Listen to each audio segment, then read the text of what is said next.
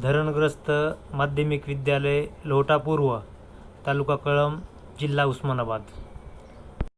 नमस्ते छात्रों। तो आज हम हिंदी व्याकरण में शब्द और शब्द के भेद कौन कौन से हैं इसके बारे में जानकारी लेने वाले हैं।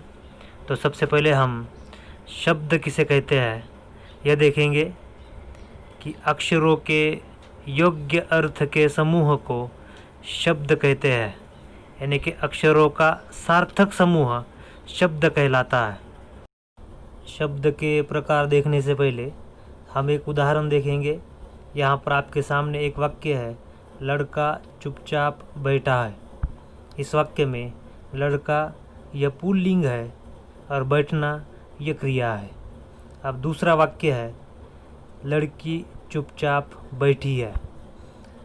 दूसरे वाक्य में लड़की यह स्त्रीलिंग है और क्रिया बैठना है। अब दोनों वाक्यों को ध्यान से देखिए कि पहले वाक्य में लड़का पुल्लिंग है, दूसरे वाक्य में लड़की यह स्त्रीलिंग है, यानी कि लिंग बदल चुका है। लेकिन लिंग के बदलने के बाद भी कौन सा ऐसा शब्द है जिसमें कोई परिवर्तन नहीं हुआ है, तो वह चुपचाप है। यानी कि चुपचाप, लिंग के बदलने के बाद चुपचाप शब्द में कोई परिवर्तन नहीं आया है। ठीक है। और एक तीसरा वाक्य हम देखेंगे। यहाँ पर तीसरा वाक्य है, लड़के चुपचाप बैठे हैं। अब पहले वाक्य को और तीसरे वाक्य को ध्यान से देखिए। पहले वाक्य में लड़का यह कौन सा वचन है, वह एक वचन है। और तीसरे वाक्य में लड़के यह कौन सा वचन है, यह बहुवचन है। यानी कि पहले और तीसरे वाक्य में वचन बदल चुका है। वचन के बदलने के बाद भी ऐसा कौन सा शब्द है जिसमें कोई परिवर्तन नहीं हुआ है, तो वह है चुपचाप। यानी कि लिंग के बदलने के बाद भी, वचन के बदलने के बाद भी एकमात्र चुपचाप ही ऐसा शब्द है जिसमें कोई परिवर्तन नहीं हुआ है। अब क्रिया को देखिए। लिंग के बदलने के बाद क्रिया बदल चुकी है। बैठा है, बैठी है, बैठे है, यानी कि लिंग और वचन के अनुसार क्रिया में परिवर्तन हुआ है। शब्द के मुख्य दो भेद है, पहला विकारी शब्द और दूसरा अविकारी शब्द। विकारी शब्द को ही सव्यय भी कहते हैं और अविकारी शब्द को अव्यय कहा जाता है। विकार का अर्थ होता है परिवर्तन। अब इन तीन उदाहरणों से हम विकारी शब्द और अविकारी शब्द इनकी परिभाषा कर सकते हैं कि लिंग, वचन और कारकों के अनुसार जिन शब्दों में परिवर्तन होता है उसे विकारी शब्द कहा जाता है।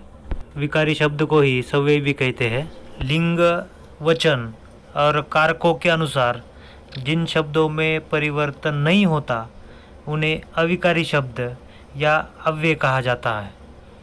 जैसे कि इस उदाहरण में हमने देखा कि चुपचाप एक ऐसा शब्द था जिसमें कोई परिवर्तन नहीं हुआ है, इसलिए चुपचाप यह एक अविकारी शब्द है।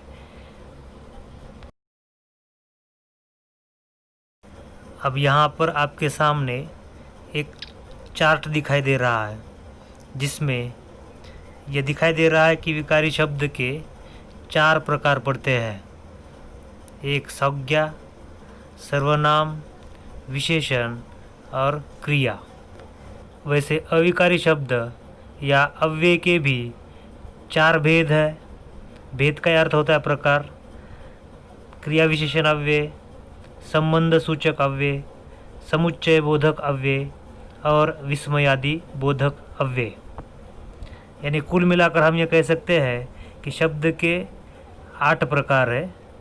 विकारी शब्द के 4 प्रकार और अविकारी शब्द यानी कि अव्यय के 4 प्रकार।